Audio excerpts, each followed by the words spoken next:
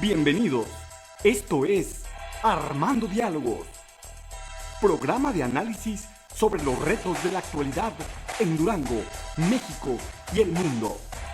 Armando Diálogos, programa conducido por el licenciado Armando Ochoa. Comenzamos.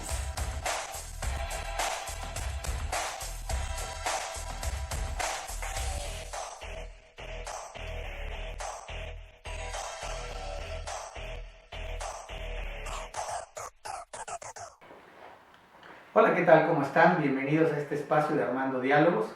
El día de hoy arrancamos, el día de hoy iniciamos. Y bien, pues vamos a iniciar de lujo. Tenemos entrevistada, pero también madrina de lujo, a Verónica Terrones. Ya habrá usted dado cuenta de esta importante visita. Y bueno, pues ella, un icono, una persona muy importante en el periodismo local. Y bueno, pues decidimos que íbamos a empezar este Armando Diálogos de plácemes. Y te agradecemos, Vero, que hayas aceptado venir con tanto trabajo que tienes.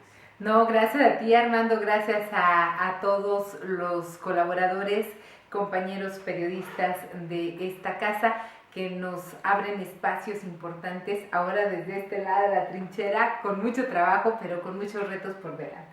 Pero antes de empezar a platicar acerca de los retos que tiene Vero el día de hoy, vamos a iniciar con lo que pues la ha hecho pues conocida, reconocida, de hecho en las encuestas de opinión pública, cuando se miden los medios de comunicación, cuando se miden los conductores, siempre Vero arriba en las encuestas como una persona con mucha confiabilidad.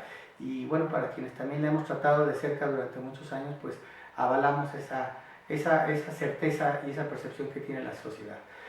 Vero, platícanos, creo que al público le puede ser interesante conocer de dónde viene Vero, cómo llegó al periodismo. ¿Cómo llegué al periodismo? Pues yo creo que desde siempre, aunque es una frase trillada. Mi papá era el jefe de taller del Sol de Durango durante muchos años, trabajó 40 años en esa casa editorial. Después se dedicó más al diario de Durango por los horarios que eran muy pesados, y mi papá me llevaba a acompañarle durante las largas tardes que tenía que pasar en el periódico. Recuerdo que me compraba un refresco pequeño y me sentaba, y yo digo que ahí fue donde encontré una adicción inevitable a la tinta. Yo soñaba con ser escritora, con trabajar en un periódico, porque verdaderamente quienes estamos dentro del periodismo, y tú lo sabes, Armando, porque tú también eres presa de esa pasión que lleva siempre el periodista dentro, es una adicción que se va formando desde el momento en que abres un libro y percibes su aroma, y ese aroma a tinta que a mí me encantaba. Sobre todo los libros nuevos. Los libros nuevos, exactamente, y un poquito lo sientes con los periódicos, pero tú lo abres y aspiras primero, y entonces yo decía, ¿de dónde me viene esta rara adicción? Y después de muchos años me di cuenta que tal vez se debía a esas largas horas que yo pasaba en el periódico impregnada de tinta. Y fíjate que tú, y bueno, también mi generación, de alguna manera estamos transitando en términos de la historia de la comunicación, de esta fuerza del periodismo escrito. Hablas del Sol de Durango, que durante mucho tiempo fue sin duda el líder, el boletín oficial del gobierno del estado, el lugar donde todo el mundo se encontraba. Y también hablas de otro periódico que tal vez no se le haga mucha publicidad, pero que es todo un fenómeno en ventas, ¿no? Que es el Diario de Durango, que tiene una serie, ha tenido una serie de características, tuvo una serie de características que lo hacían muy vendible. Salían a vender lo que a las 10, 11 de la mañana, y tenía un tiraje a veces superior al Sol de Durango, y era todo un fenómeno por muchas de sus características, pues la nota roja, algunos de sus articulistas, las chicas sin ropa. Bueno, sí, las monas les decían ahí en el Sol de Durango, y yo me hermano en ese sentido, porque también ahí 20 años escribí editoriales en el Sol de Durango, y de alguna manera me tocó también nacer como tú en el periodismo, aunque tú todavía mucho más cercano, porque era tu familia, tu papá, quien vivía esta aventura del periodismo escrito. ¿Y de ahí a dónde transitaste? Pues fíjate que a los 17 años yo le dije a mi papá, yo no quiero estudiar, yo quiero ser reportera, y entonces quiero empezar a escribir artículos. Y me dijeron, no señorita, usted sigue estudiando y escríbame esos artículos y vamos a ver si pasan. Se los llevaron a Miguel Arellano y dijo, sí pasan, de errores de puntuación, errores de sintaxis, pero se puede corregir. Y entonces yo empecé a escribir ideas que a los 17 años yo quería cambiar. Yo quería desde entonces que se diera una circunstancia diferente y decía como los papás jóvenes con los papás grandes, eso yo no lo voy a hacer cuando sea periodista. Y entonces empiezas a crear un mundo de sueños con una intención siempre. Mi papá, a pesar de ser un soldado de un periódico, no quería que yo ingresara a las filas del periodismo, consideraba que era un ambiente pues no tan claro, turbio, y decía, no, yo conozco a los reporteros, no son de fiar, ¿cómo se te ocurre? Pero finalmente decidí no pedir permiso, sino pedir perdón, y entonces había una audición en la XCE para participar en el primer noticiero de radio que traía esta estación, y yo fui, presenté pensando que mi voz no era apta para radio, y la sorpresa fue que sí. Entonces entré a las filas de la XCE como reportera, poco a poco fui evolucionando hasta ser la coordinadora de noticias, me convertí en corresponsal de periodistas como Guillermo Ochoa, José Cárdenas, entonces pues eso me dio muchas tablas, realmente las tablas que te da la radio es maravilloso, pero tampoco puedes dejar de escribir porque es un músculo al cerebro y se nos entume si no lo practicas. Entonces tenía esas dos aficiones. Cuando después de muchos años sigo en la XCE, paso 5 años de mi vida, luego me voy a, bueno, la XCE se fusiona con La Tremenda, y entonces estoy un año aproximadamente con Jesús Nevares Pereda, termino ese ciclo porque me ofrecen irme como jefa de noticias a XRPU, Radio Sensación en aquellos años, hoy Sonido Z, y bueno, pues incursiono allá con un noticiero que se llama Dígalo Sin Miedo, que se llamaba Dígalo Sin Miedo. Muy famoso y con línea abierta para el público, y eso me permite tener mucha comunicación con los ciudadanos.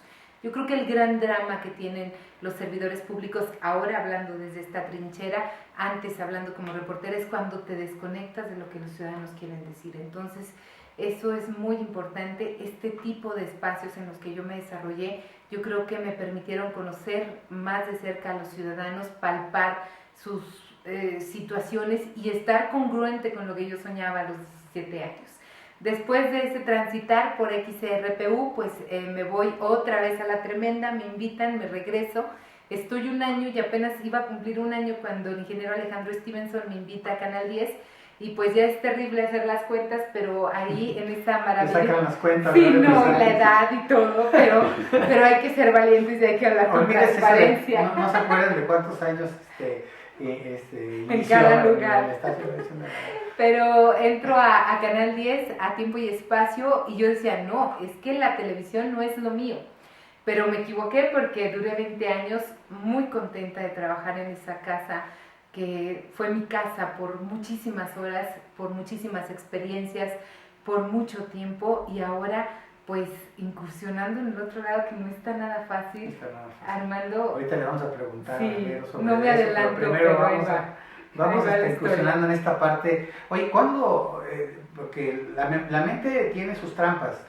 Además, Premio Nacional de Periodismo, Pati. Fíjate, y poco lo sabemos en Durango. Cuando venga, pues habría que entrevistarla también.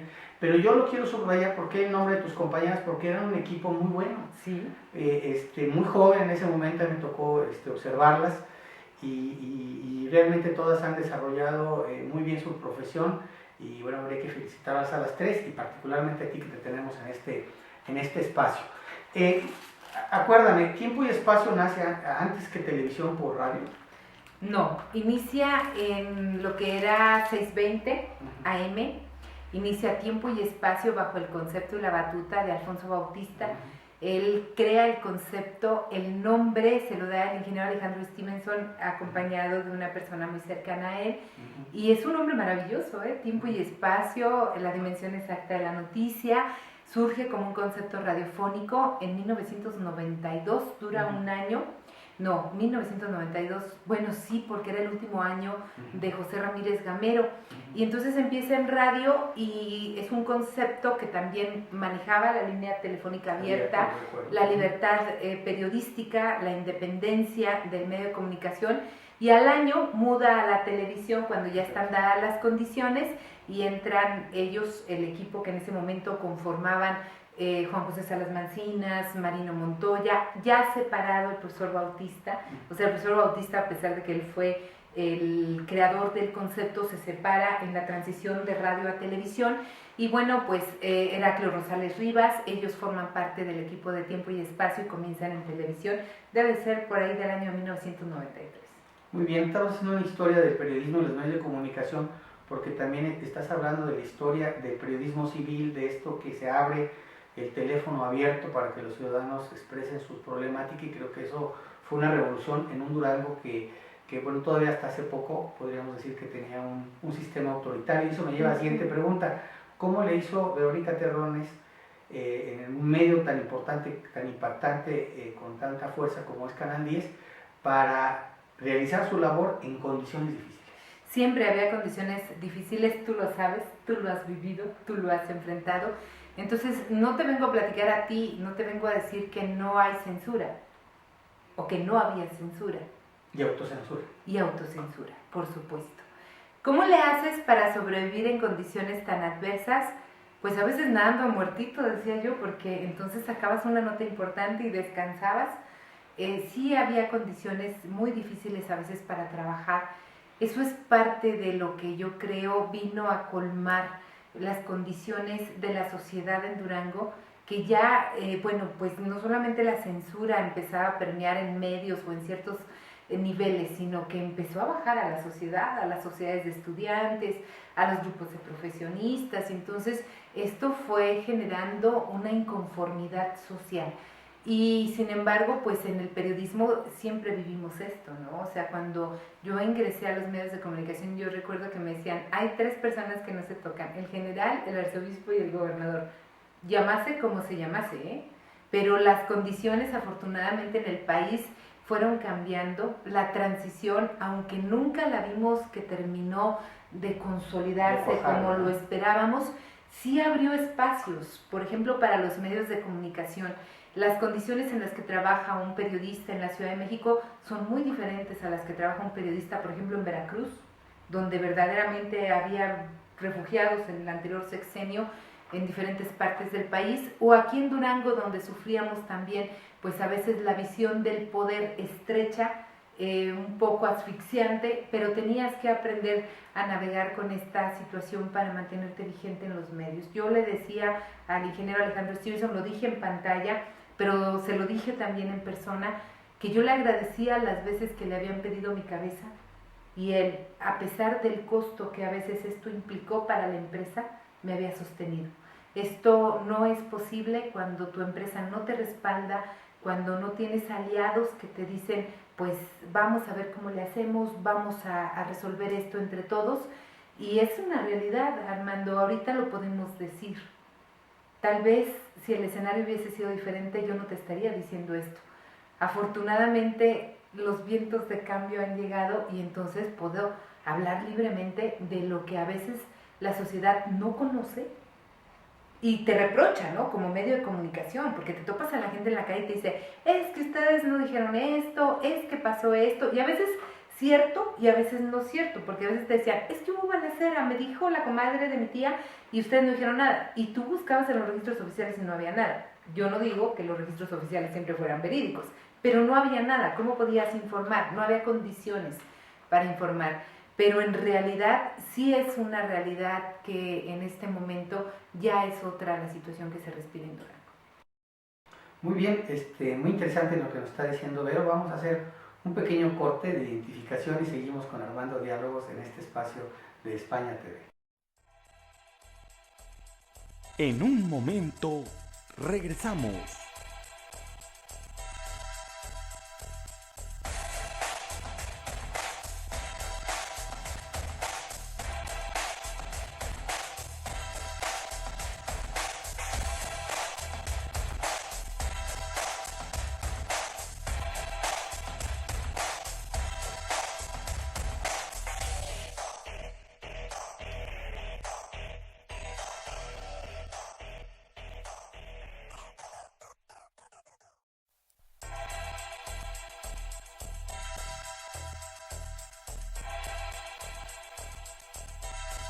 Ya estamos de regreso.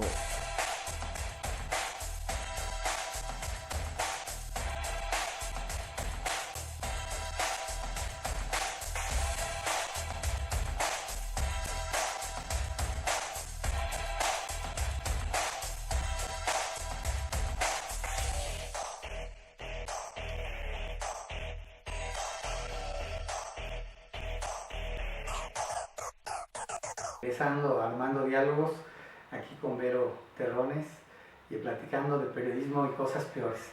Porque fíjate que hablamos del periodismo, fíjate que el periodismo se parece mucho a la política y tiene mucho que ver con la política, de hecho. Porque realmente es difícil tener prestigio en la política y tener prestigio en el periodismo, aun aunque hagas un esfuerzo por decir las cosas tal y como son. Y te quería yo preguntar, ¿qué anécdotas nos puedes contar acerca de esas dificultades o momentos difíciles del periodismo? Cuéntanos algo. Pues yo creo que, te digo, siempre son estilos diferentes, a veces son grupos diferentes los que llegan a acercar al periodista, pero siempre hay una amenaza. Y yo te decía, no puede haber periodismo sin valor, esto tiene su dosis de locura. A mí me decían que para ser policía, por ejemplo, necesitas tu dosis de locura. Y yo les decía, es que los reporteros también necesitamos nuestra dosis de locura, porque realmente no solamente tienes que estar un poquito loco cuando tocas ciertos intereses, sino también tienes que ser matemático y calcularle bien, por lo que tú decías. No queremos mártires, pero también queremos que la sociedad se entere y quieres aportar. Y a veces yo te decía, los ciudadanos te reprochan con o sin razón. Lo importante es que tú sepas que hiciste tu máximo esfuerzo y que peleaste en tu sala de redacción para que la nota fuera colocada. Que tú cuando te sientas a escribir sabes que estás aportándole un dato que es valioso a la sociedad. ¿Cuál es el gran drama de este país, Armando? Indudablemente que no tenemos una ciudadanía. A veces tenemos masas que se mueven de acuerdo a los intereses o de acuerdo a los movimientos o a los liderazgos. Pero una ciudadanía que cuestione, que es la primera obligación del periodista, una ciudadanía que cuestione es realmente a lo que tenemos que aspirar todos nosotros. Tenemos organizaciones sociales, pero no tenemos una militancia social, donde el ciudadano se inscriba en organizaciones decentes, donde pueda luchar por distintos ideales, por distintos proyectos, por muy raros que estos sean, pero cuando sea de su interés. Una sociedad que se decida a participar. Yo creo que esta es la gran ganancia que todos tuvimos el 5 de junio. Simplemente decirle a los ciudadanos que cuando se deciden, las cosas pueden cambiar hacia el rumbo que ellos quieran. A veces nos equivocaremos, pero qué importante es sentir esta mayoría de edad de tomar decisiones. Y en el periodismo diario tienes que tomar decisiones. Tomas la decisión de cuestionar o no al funcionario. Tomas la decisión de escribir en los términos en los que a ti te parecen correctos. Te puedes equivocar. Y tomas la decisión de defender o no tu nota, porque a veces es más cómodo ser censurado. Y nosotros decíamos el otro día con mucha preocupación a un catedrático de una prestigiada universidad, formadora de las nuevas generaciones de periodistas, y le decíamos, ustedes tienen una gran tarea porque las nuevas generaciones de periodistas tienen que ser diferentes, tienen que cuestionar más. Y pasa algo raro generacionalmente, digo, nuestra generación, Armando, sí es una generación que cuestiona.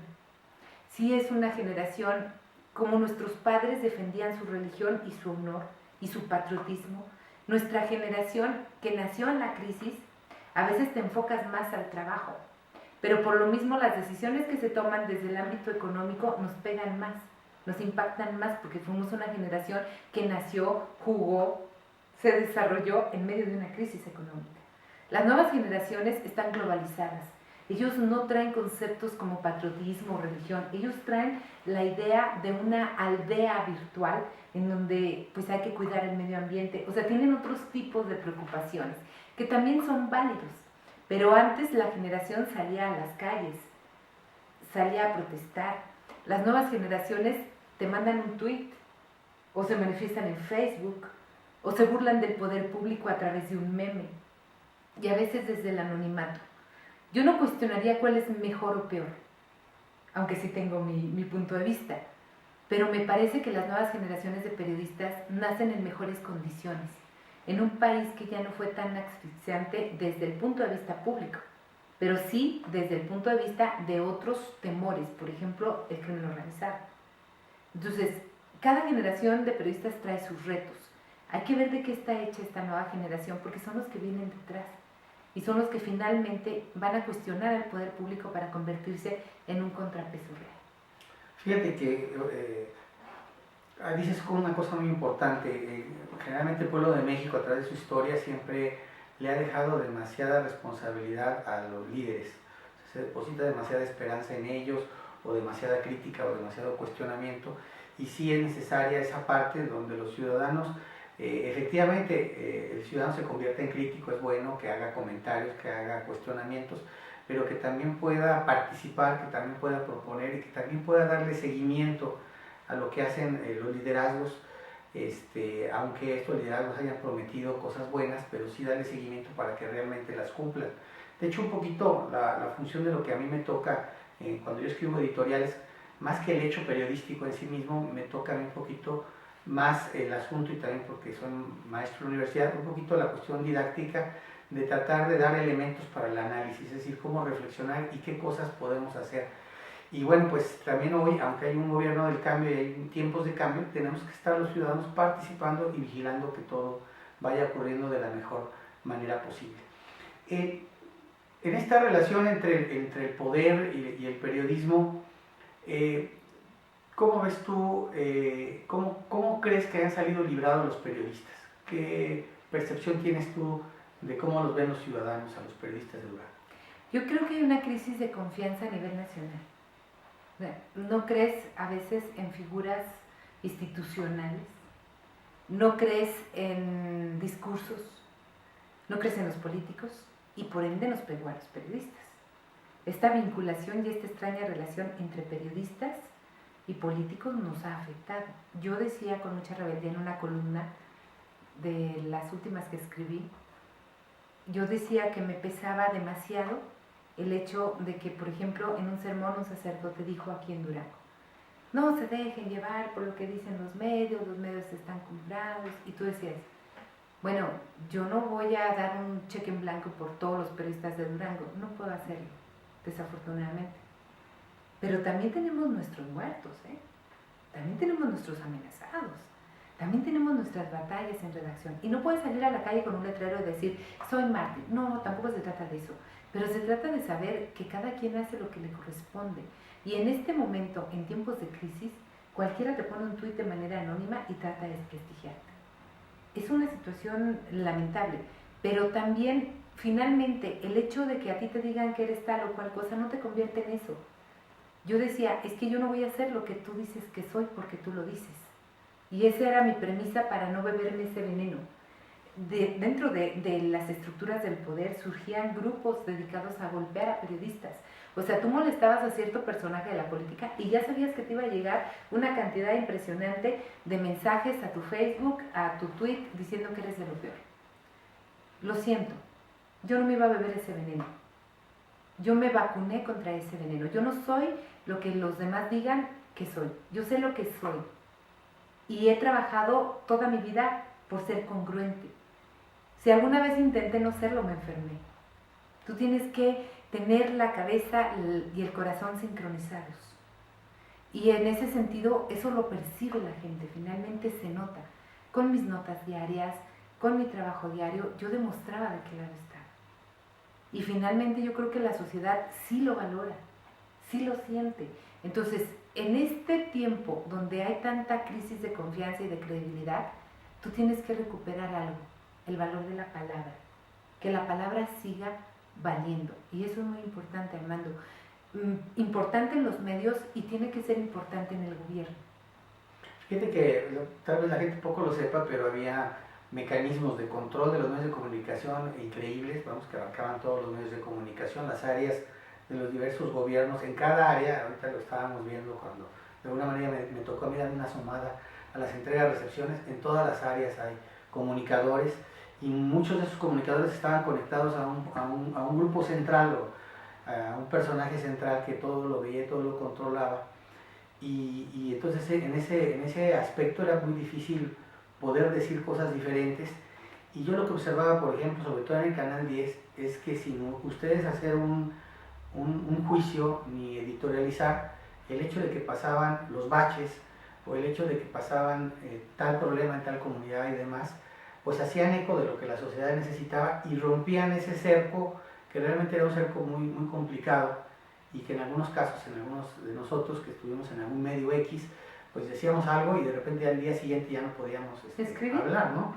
Yo aquí quiero recordar al licenciado en XCDU, la voz de la XCDU, a mi amigo Samuel Carlos Guillén, que realmente ya a finales del sexenio anterior era una situación terrible. Por ejemplo, cuando yo colaboraba con él en Armando Diálogos, tenían que oír, tenían que grabar y tenían que escuchar lo que yo decía para ver si pasaba o no pasaba. Entonces era un nivel de censura muy elevado y esos mecanismos, pues la gente no lo puedes decir y bueno, mucha gente no lo sabe y hoy lo podemos decir y bueno, pues son mecanismos de mucha represión, entonces uno tiene que ingeniárselas. Yo siento que tú te la ingeniaste para dar esa confianza en la gente y para decir, por lo menos con los hechos específicos y con los problemas de la gente, que había cosas que no estaban del todo bien y que había que pues cambiar, ¿no? Cambiar las cosas.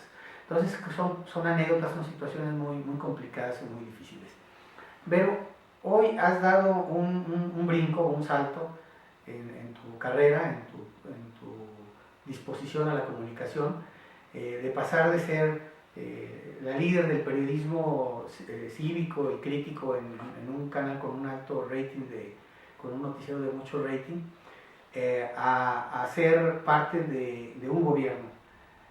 ¿Cómo te aventaste ¿Cómo aceptaste ese reto? Sé.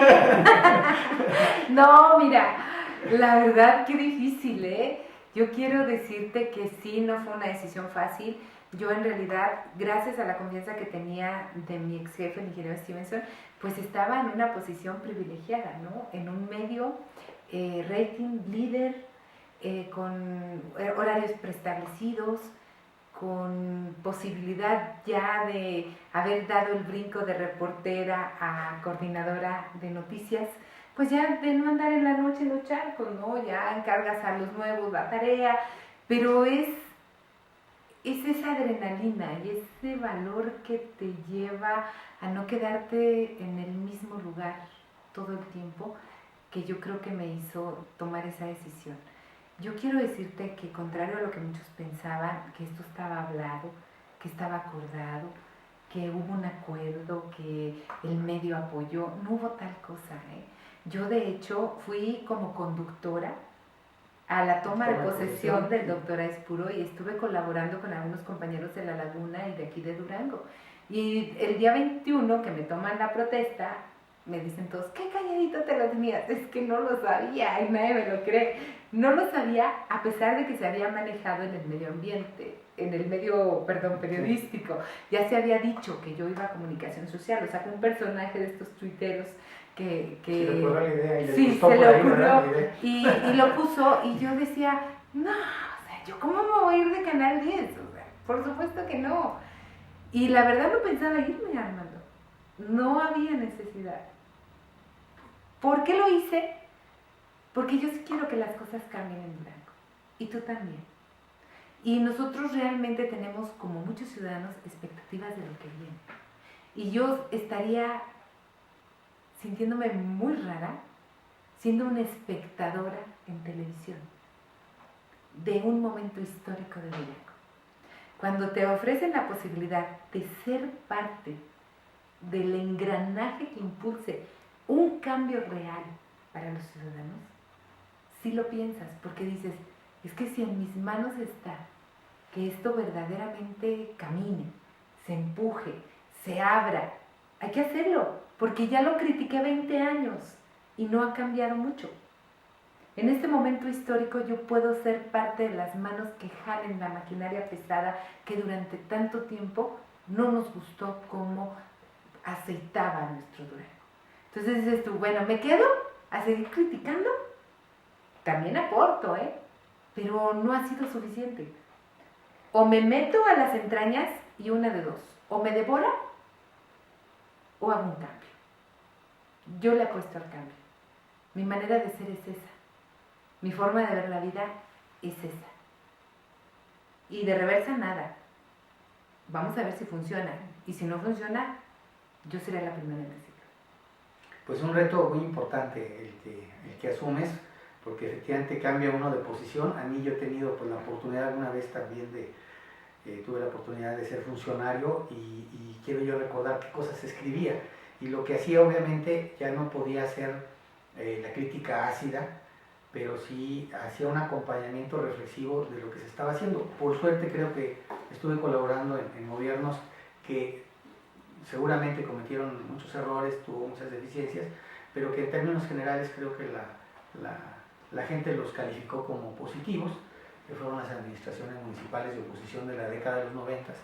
Y bueno, pues de alguna manera incluso podría decir que no solamente me tocó escribir y acompañar ese proceso, sino que también yo fui protagonista de esas circunstancias, siendo funcionario de Desarrollo Social Municipal y después secretario del Ayuntamiento 95-98, y sí es una experiencia interesante cómo puede uno cambiar, si me disculpas la expresión, la figura de cachucha, ¿no? Estar en la cachucha de periodista independiente, libre, y luego estar en el poder, pero tratando de que las cosas se hagan de la mejor manera posible, que no es muy sencillo, hacer cambios no es nada fácil, y es un reto realmente que se va a tener para que las cosas cambien, sobre todo como lo demanda la ciudadanía.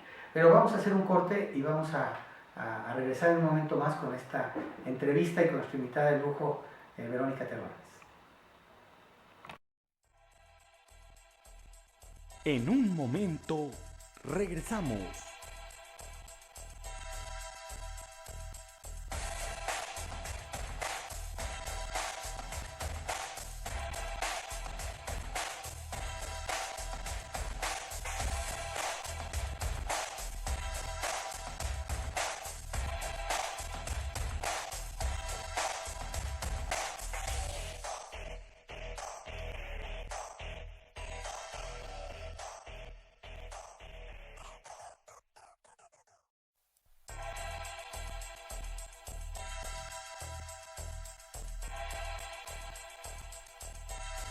Ya estamos de regreso.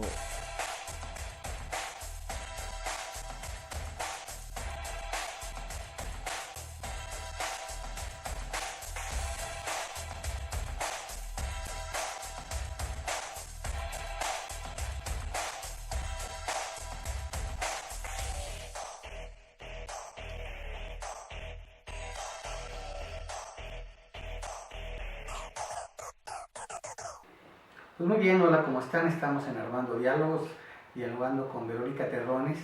Y antes de pasar a algunos asuntos más terrenales, como cómo va a cambiar Durango, quisiera yo preguntarle, con tu experiencia de periodismo, ¿cómo ves precisamente esta relación entre la sociedad y el periodismo actual, con esto de las redes, con todas las posibilidades de que todo el mundo trae sus smartphones y opina, critica, como tú dices, a veces es lapidario, ¿no? Tienes 1000 likes y no sé cuántas reproducciones y de repente sale un ciudadano que te estrella contra el suelo, ¿no? Entonces, ¿cómo ves cómo aprovechar estas nuevas tecnologías para construir algo mejor para Durango? Yo pienso que benditas redes sociales, es como el sueño que teníamos. Por ejemplo, yo como reportera, para mí fueron, aparte a mí me han tratado muy bien las personas, Mira, me han perdonado errores, de esos que solamente el que no lava platos no los quiebra, que te equivocas al aire y todo el mundo se da cuenta que te equivocaste y te dicen, no le hace, pero usted no se apure, y te perdonan y te apapachan. ¿Qué pasa cuando se pervierte? Bueno, pues cuando salen estas maquinarias, pues públicas o gubernamentales o políticas a veces, de ciertos personajes que contratan a personajes también siniestros para que operen detrás de una máquina, no sé, cierta cantidad de cuentas llamadas troll. Pero pues yo digo que la libertad siempre corre el riesgo de los excesos, pero es preferible la libertad.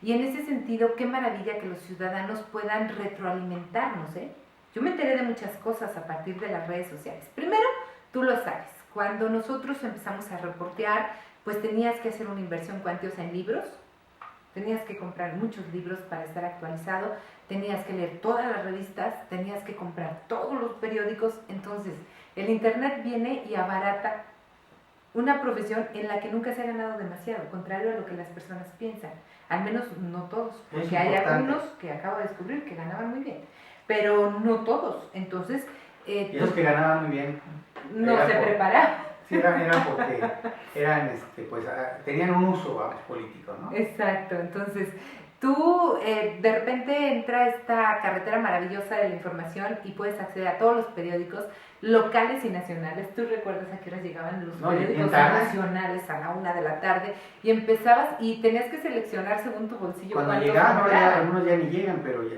qué bueno, bendita la tecnología. No, tú te metes a las 7 de la mañana y checas todos los locales, todos los nacionales, las columnas políticas y ya estás con un panorama y checas la televisión.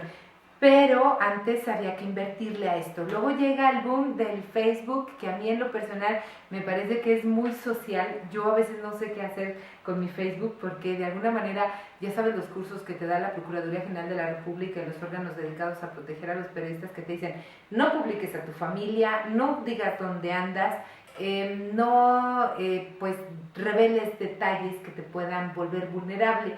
Es un concepto que todos los periodistas tenemos que manejar, estemos como estemos. Te dan un buen susto, porque vienen los de la PG darte un curso, ¿verdad? Sí. Yo fui uno de esos. Y te dicen, todo entonces lo que hay que cuidarse. como, ¿qué digo en el Facebook? Pues no puedo decir dónde estoy, no puedo decir qué compré, no puedo decir dónde ando, no puedo publicar a mi familia, entonces yo por eso digo que el público es muy generoso conmigo, porque gracias a ellos, pues a veces nomás cambio la foto de perfil y de todos modos me acompañan, ¿no?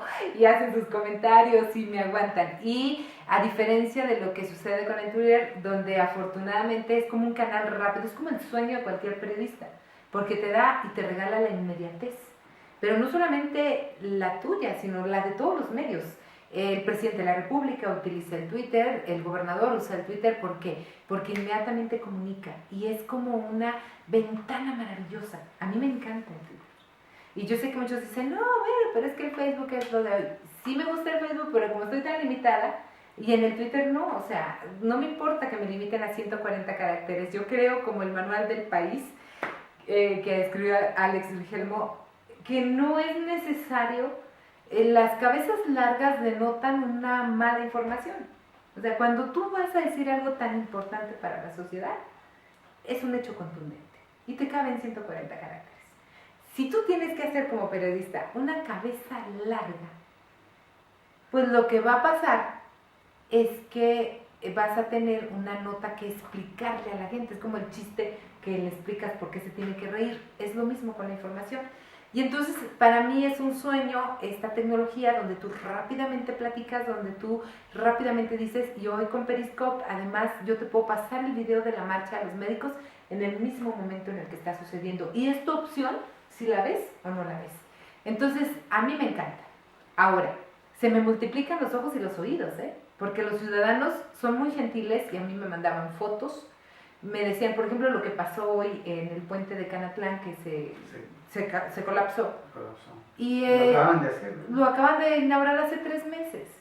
Y los ciudadanos inmediatamente me estaban diciendo, mire, se colapsó el puente.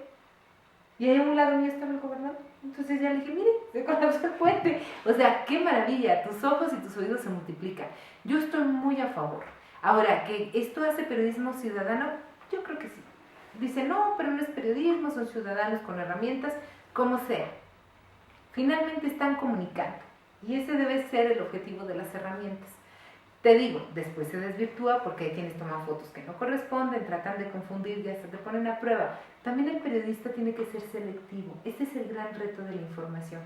Hoy en día los periodistas tenemos acceso a tanta información que hoy el gran reto para quienes están en una mesa de redacción es seleccionar. Y ese es un gran filtro. Los ciudadanos y los periodistas no siempre sabemos seleccionar. Yo recuerdo cuando tú haces un reportaje que te salta un elemento muy bueno por acá y otro por aquí y otro por acá y tienes que discriminar y decir, ay, tengo que quitar esto porque si no voy a distraer la atención de lo realmente importante. Pues sí, pero la señora aquí en esta parte me dijo esto, lo quitas.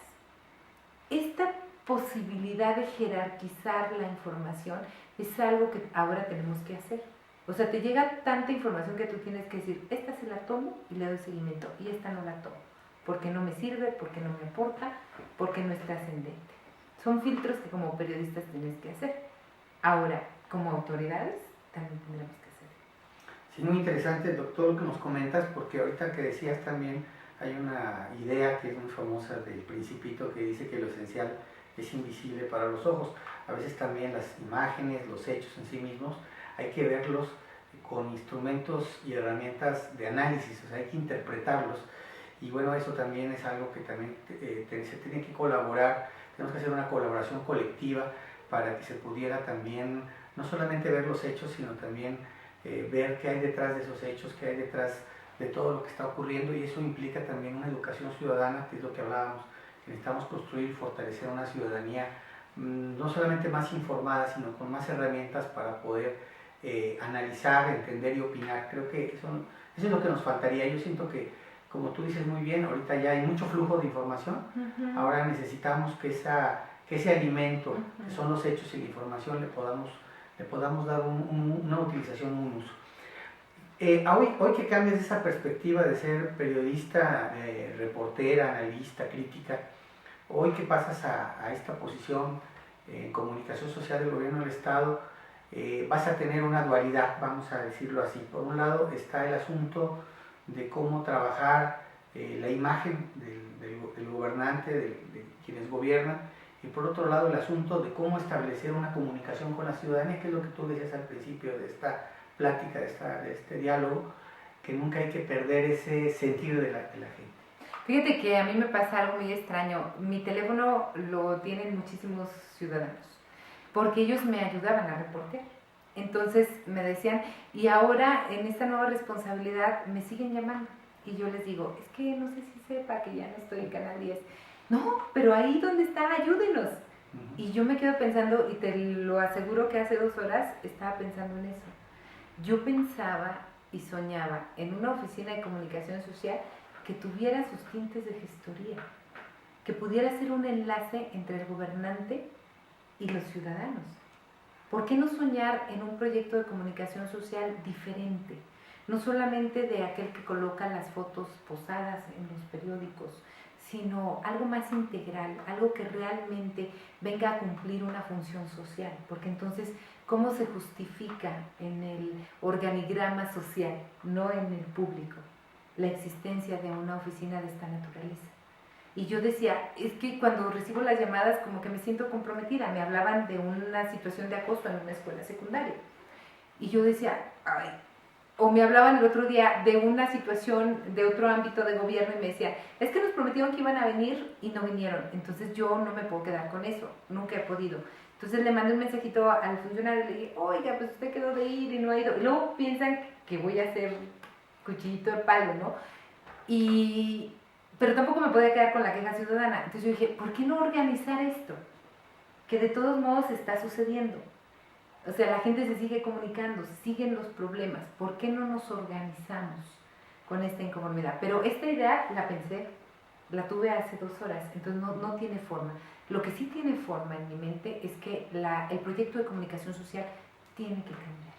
Tiene que cambiar de algo establecido, de algo oculto, opaco, que se veía turbio. La relación entre el Estado y los medios nunca ha sido clara y transparente. ¿Por culpa de quién? De ambos. Es tiempo de impulsar un nuevo proyecto. Digo, si queremos que las cosas cambien, tenemos que empezar a hacer las cosas diferentes. Y tal vez la trinchera que a mí me tocó, que sea comunicación social, se pensaría que está más encasillada en funciones ya específicas de imagen y propaganda.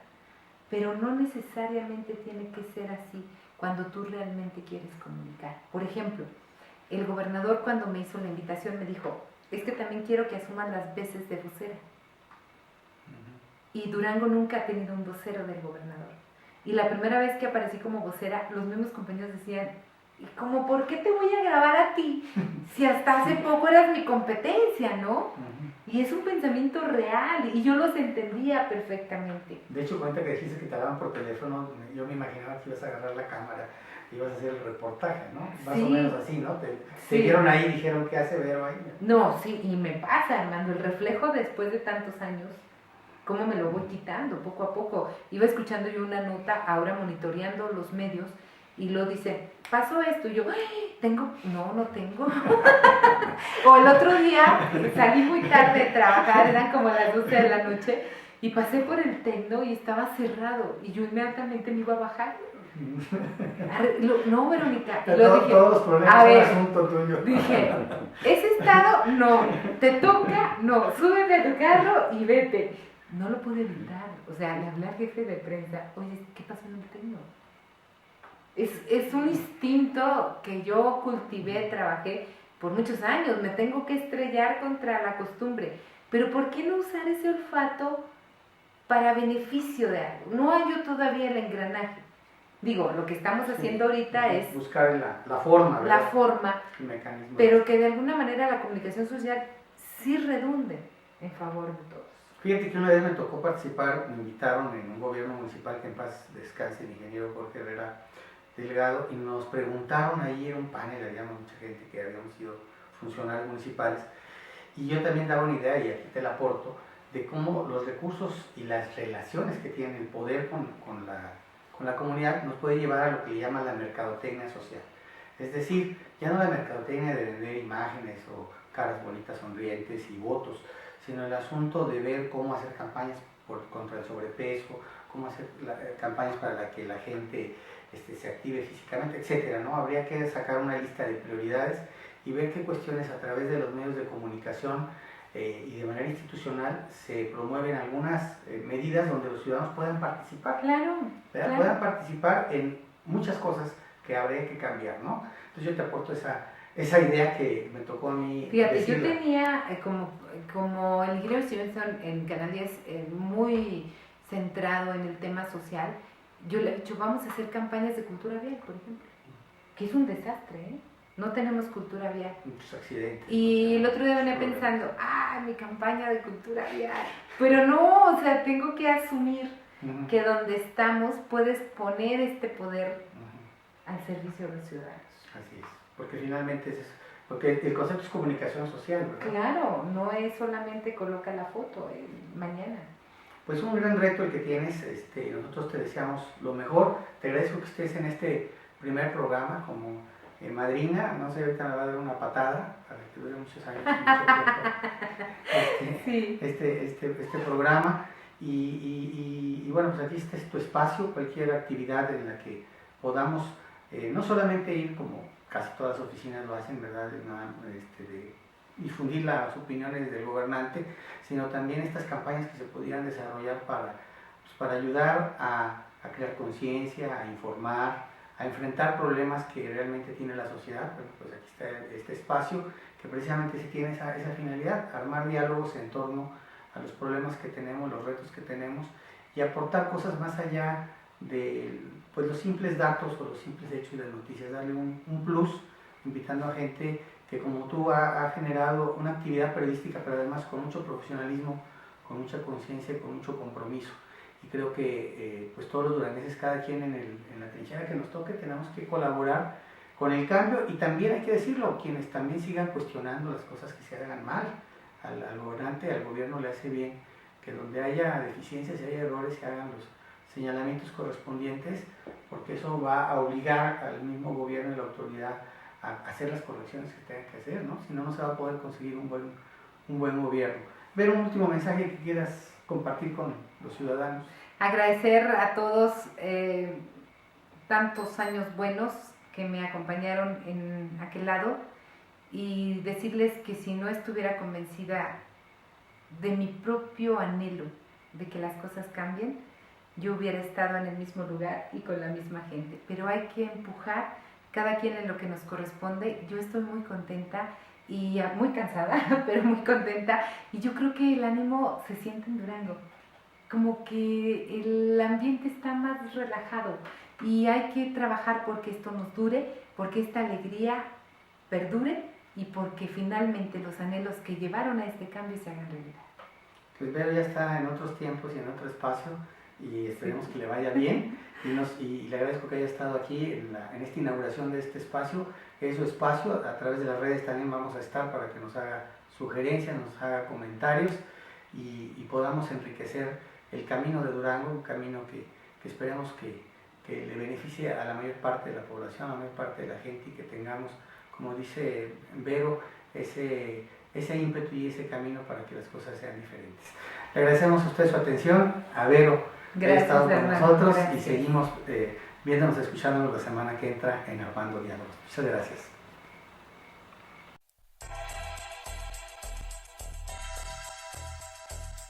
Esto fue Armando Diálogos. Muchas gracias por tu atención. Hasta la próxima.